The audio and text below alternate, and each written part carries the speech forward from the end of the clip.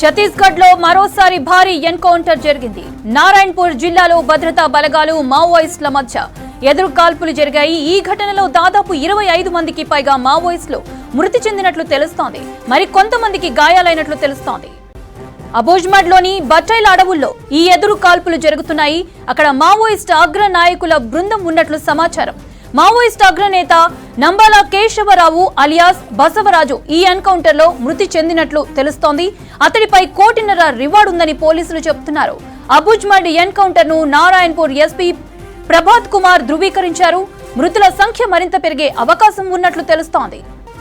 మాధ్ ప్రాంతంలో పెద్ద ఎత్తున మావోయిస్టులు ఉన్నట్లు సమాచారం రావడంతో భద్రతా బలగాలు ఆపరేషన్ చేపట్టాయి.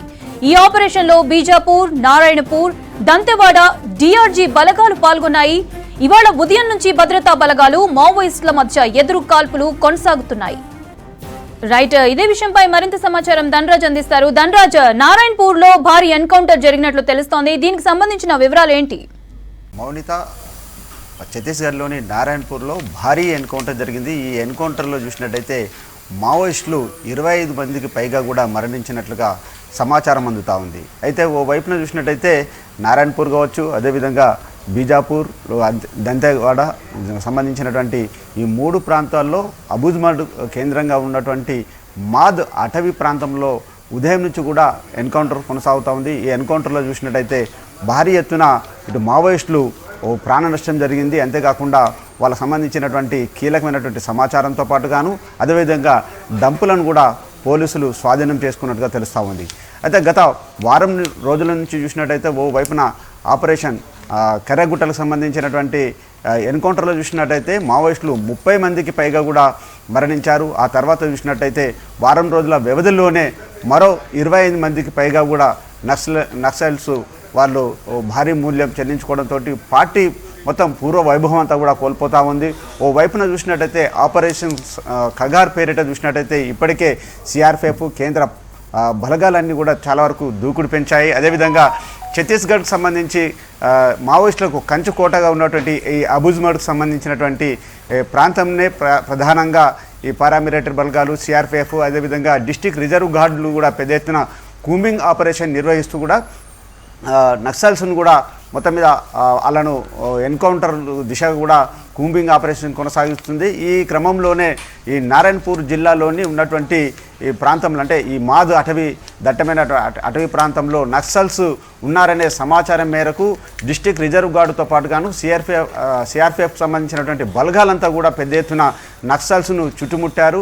ఈ ఎన్కౌంటర్లో చూసినట్టయితే ప్రధానంగా కూడా 25 మంది నక్సల్స్ హతమవ్వడమే కాకుండా కేంద్ర పొలిట్ బ్యూరోకి సంబంధించిన సభ్యుడిగా ఉన్నటువంటి నంబాల కేశవరావు అలియాసు గాగన్న అలియాస్ పేర్లతోటి కూడా ఉన్నటువంటి ఈ కేశవరావు హతమయ్యారనే ప్రచారం జరుగుతుంది. ఈయనపైన చూసినట్టయితే ఇప్పటి వరకు 1.5 కోటి పైగా కూడా రివార్డు ఉంది. అయితే నంబాల కేశవరావు చూసినట్టయితే ఆయన స్వస్థలం చూసినట్టయితే శ్రీకాకుళం జిల్లా, అదేవిధంగా కోటబొమ్మాలి చెందినటువంటి వ్యక్తి కావడం, ఆయన చిన్నప్పటి నుంచి ఉద్యమాల పట్ల ఆసక్తి కనబరిచాడు. 2004 నుంచి కూడా పూర్తిగా అజ్ఞాతంలోనే ఉన్నాడు. అదేవిధంగా వరంగల్లో చూసినట్టయితే రీజనల్ ఇంజనీరింగ్ కాలేజ్ RECలో బీటెక్ చదివాడు. ఆ తర్వాత ఉద్యమాల పట్ల ఆకర్షితుడై ఆ తర్వాత మావోయిస్టులో వివిధ కీలకమైనటువంటి పదవిలో కొనసాగడం జరిగింది. అదేవిధంగా చూసినట్టయితే కేంద్ర కమిటీ ప్రధాన కార్యదర్శిగా ఉన్నటువంటి ముప్పాల లక్ష్మణరావు అలియాస్ గణపతికి సంబంధించి ఆయన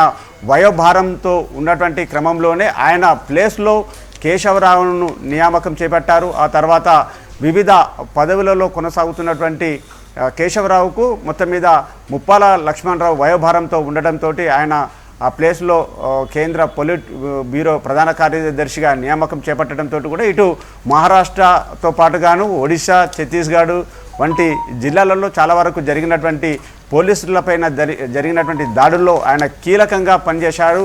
ఆయన అంతేకాకుండా ప్రతి వ్యూహాలు రచించడంలో చాలా వరకు సిద్ధహస్తుడు. మొత్తం మీద నక్సల్స్కు పెద్ద ఎత్తున ఆయుధాలను సమకూర్చడం కావచ్చు, వివిధకు సంబంధించిన వారితోటి కూడా అంటే నక్సల్స్ కావాల్సినటువంటి ఆయుధ సంపత్తిని పూర్తిగా సమకూర్చడంలో చాలా వరకు ఆయన నేర్పరి. మొత్తం మీద ఆయన బీటెక్, ఎంటెక్ కూడా చేశాడు. ఆ తర్వాత పార్టీలో చాలా వరకు కీ రోల్గా పనిచేసినటువంటి నంబాల కేశవరావు అలియాస్ గాగన్న ఈ ఎన్కౌంటర్లో చనిపోవడంతో పార్టీకి మాత్రం పెద్ద ఎత్తున భారీ నష్టమే చేకూరిందని చెప్పొచ్చు. ఎందుకంటే ఓ వైపున చూసినట్టయితే వయోభారంతో ఉన్నటువంటి ముప్పాల లక్ష్మణరావు కావచ్చు, అదేవిధంగా గణపతి ప్లేస్ను రీప్లేస్ చేసినటువంటి కేశవరావు మరణంతో పార్టీకి మాత్రం తీరని నష్టమే అని చెప్పొచ్చు. మరోవైపున చూసినట్టయితే వరుస ఎన్కౌంటర్లతోటి మావోయిస్టు పార్టీ పూర్వ వైభవం కోల్పోతుంది. ఓవైపున లొంగుబాటు చర్యలతోటి కూడా పార్టీలో ఉన్నటువంటి కీలక లీడర్లంతా కూడా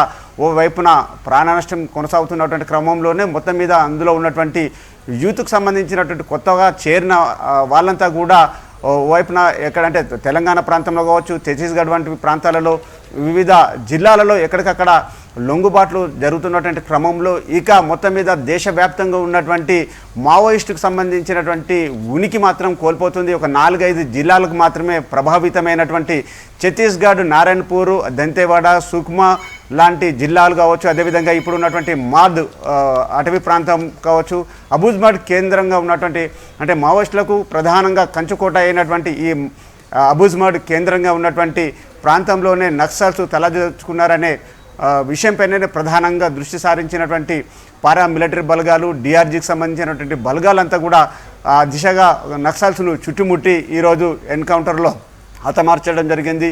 ఈ ఎన్కౌంటర్లో ప్రధానంగా నంబాల కేశవరావు అలియాస్ గాగన్న చనిపోయారనే వార్త ఒక్కసారిగా చాలా వరకు పెద్ద ఎత్తున మావోయిస్టు పార్టీకి తీరని నష్టమని చెప్పొచ్చు. ఆయన పైన 1.5 కోటి పైగా కూడా రివార్డు కూడా ఉంది. మొత్తం మీద ఇలా పార్టీ రోజు రోజుకు పూర్తిగా అంటే మావోయిస్టు సంబంధించినటువంటి వాళ్ళ పార్టీ క్యాడర్ను కోల్పోతుంది. మరోవైపు లొంగుబాట్లు జరగడంతో కూడా ఆపరేషన్ కగార్ సంబంధించినటువంటి వ్యవహారంలో ఇప్పటికే కేంద్ర హోంమంత్రి కూడా చాలా వరకు ఈ ఆపరేషన్ 2026 మార్చి కల్లా కూడా పూర్తిగా దేశంలో ఉన్నటువంటి మావోయిస్టులను పూర్తిగా ఏరువేత దిశగా కొనసాగుతుందని చెప్తా ఉన్నారు. ఈ దిశగానే ఆపరేషన్ కగార్ కావచ్చు, ఆపరేషన్ సంకల్ప్ పేరుతో జరుగుతున్నటువంటి ఈ ఎన్కౌంటర్లో పార్టీ పూర్తిగా కేంద్రకు సంబంధించినటువంటి కమిటీకి సంబంధించినటువంటి పొలిట్ బ్యూరోలతో పాటుగాను అదేవిధంగా రాష్ట్ర స్థాయికి సంబంధించినటువంటి నాయకులను కోల్పోతూ ఉంది.